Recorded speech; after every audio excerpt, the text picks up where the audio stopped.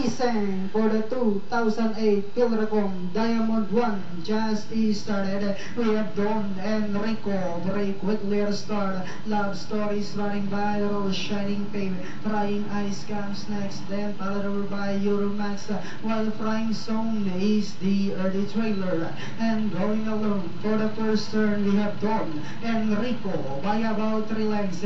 Love Story in second, moving up by the rail is entry number 4, and this one is Euromax. Shining Pain comes next.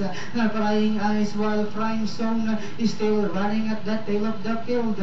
Back to the leader, we have Don Enrico, this time by about 5 lengths. Shining Pain in second. Euromax is running by the rail. Love Story comes next. Frying Ice, while Frying Zone is still running at the tail of the field.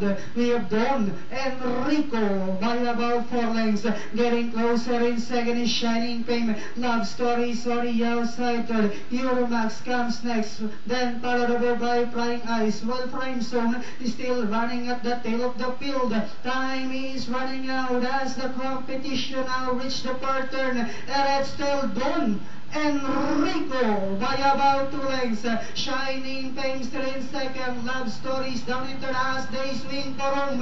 We have Don Enrico, this time by about 3 lengths. Shining Pain still in second with about 100 meters of the race. We have Don Enrico followed by Shining Pain in second. And finally it's Don Enrico, Shining Pain.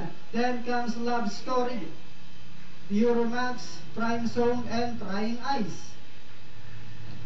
Yun na nga. Don Enrico ang nagwagi dito sa ating 2008 Pilracom Diamond 1 Stakes. At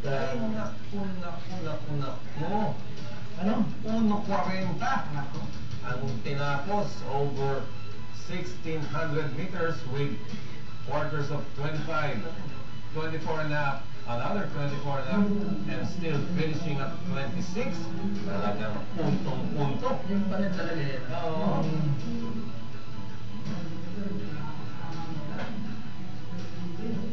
Mamaya yata, may interview natin yan. Oo. Ang malaking bitay ni Boss Carlo, itong si Jackie John Alvin Duse. And that's Jackie John Alvin Duse on the way back to the scales to clear 54 kilograms. Siyempre.